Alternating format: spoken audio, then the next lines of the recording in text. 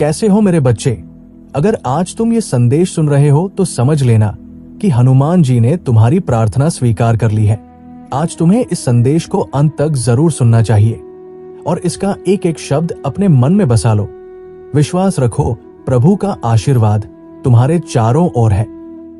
तुम्हारा भाग्य चमकने वाला है। मेरे प्रिय, आज का ये संदेश तुम्हारे लिए बहुत खास है क्योंकि ये तुम्हारे जीवन में जल्द ही आने वाले एक सुखद समय की भविष्यवाणी कर रहा है। तुम परम सौभाग्यशाली हो, इसलिए तुम्हें ये दिव्य और शुभ लाभार्थी संदेश प्राप्त हुआ है। मेरे बच्चे, बधाई हो, तुम्हारा परिश्रम सफल हुआ और तुम्हारा संघर्ष भी समाप्त हुआ। वो शुभ समय आ गया है जब तुम्हारी सभी इच्छाएं पूरी होंगी और सफलता तुम्हारे कदम चूमेगी। तुम्हें लेकर मैं जो भविष्यवाणी कर रहा हूं वो बहुत जल्द सत्य होगी। मेरी भविष्यवाणी कभी असत्य नहीं हो सकती। जो मनुष्य हर परिस्थिति में प्रभु का स्मरण करता है उसे समस्त ब्रह्मांड और तीनों लोकों की सहायता प्राप्त होती है। मुझे पता है बहुत सी परिस्थितियां तुम अभी देख भी रहे हो, लेकिन थोड़ा धैर्य रखो, सब ठीक हो जाएगा। विचलित होकर गलत कार्य मत करो और ना अपने कर्मों को खराब करो, क्योंकि तुम्हारे कर्म ही है जो तुम्हारा भविष्य और वर्तमान सुधारते हैं। मेरे प्रिय, क्या तुमने कभी सोचा है कि जीवन में कठिन समय क्यों आता है, या क्यों ऐसा होता है कि जब तुम अपनी पूरी ताकत और मेहनत लगा देते हो फिर भी चीजें तुम्हारे अनुसार नहीं होती हैं? लगभग हर किसी ने अपने जीवन में ऐसे पल देखे हैं जब व्यक्ति को लगने लगता है कि पूरी दुनिया उसके खिलाफ है, जैसे सब कुछ बिखर रहा हो या सब कुछ अनसुलझा सा प्रतीत हो रहा हो। उस समय तुम्हें ऐसा लगता है कि शायद मेरी किस्मत खराब है, लेकिन क्या वाकई ऐसा ही है? जरा सोचिए। क्या जीवन का हर कठिन अनुभव और हर चुनौती तुम्हें कुछ सीख देने के लिए नहीं होती?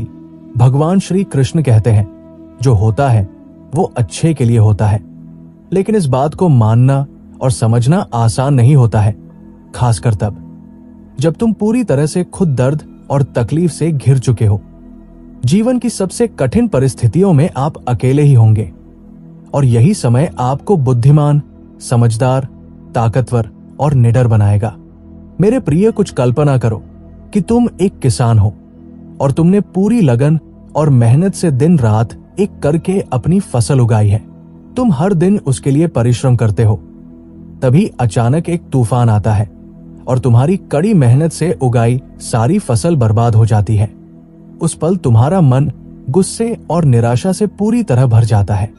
तुम परमात्मा से सवाल करते हो कि मेरे साथ ही ऐसा क्यों हुआ, क्यों मेरा सारा परिश्रम व्यर्थ चला गया।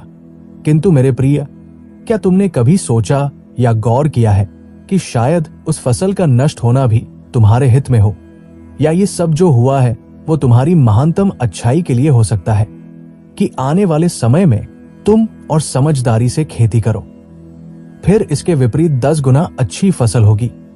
इसी तरह जब तुम्हारे कोई कार्य में बाधा आ जाने से वो कार्य रुक जाता है, जैसे अचानक से नौकरी हाथ से निकल गई या कोई रिश्ता टूट गया या फिर कोई सपना अधूरा रह जाता है, तो उस पल तुम्हें ऐसा लगने लगता है कि ये तुम्हारी असफलता है।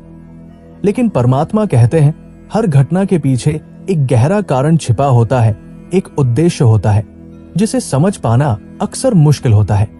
मेरे बच्चे, हर कठिनाई तुम्हें मजबूत बनाने के लिए आती है। अगर तुम ध्यान से देखो तो जीवन की यही मुश्किलें तुम्हें बेहतर इंसान बनाती है।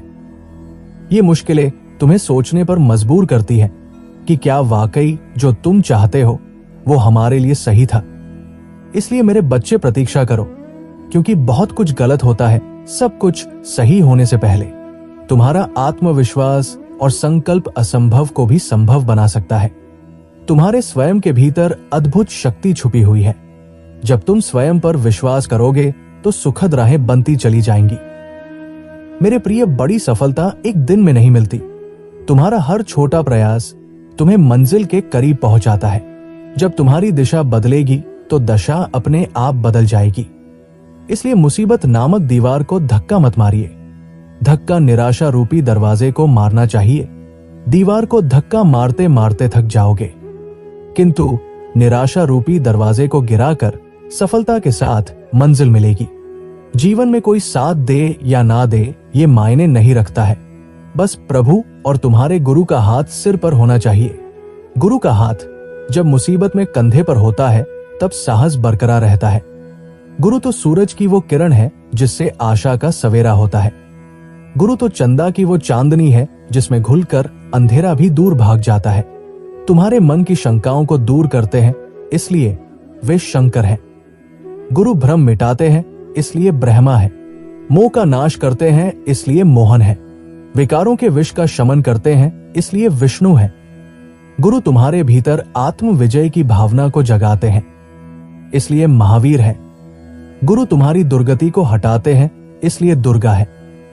और तुम्हारा गुरूर नष्ट करते हैं इसलिए वे गुरु है। इसलिए मेरे बच्चे याद रखना, जिसके जीवन में गुरु नहीं होता उसका जीवन तो पूर्ण रूप से शुरू भी नहीं हो पाता है। गुरु को पाने से प्रभु स्वयं मिल जाते हैं। मेरे प्रिय, तुम्हें जीवन में ढेरों खुशियां और महत्वपूर्ण चीजें प्राप्त होंगी। ये वो सुखद पल है जब बहुत जल्द ढेरों खुशियां, धन दौलत सब कुछ होगा तुम्हारे पास। हमेशा सुखी, समृद्ध और संपन्न रहो। प्रभु का आशीर्वाद तुम्हारे साथ है।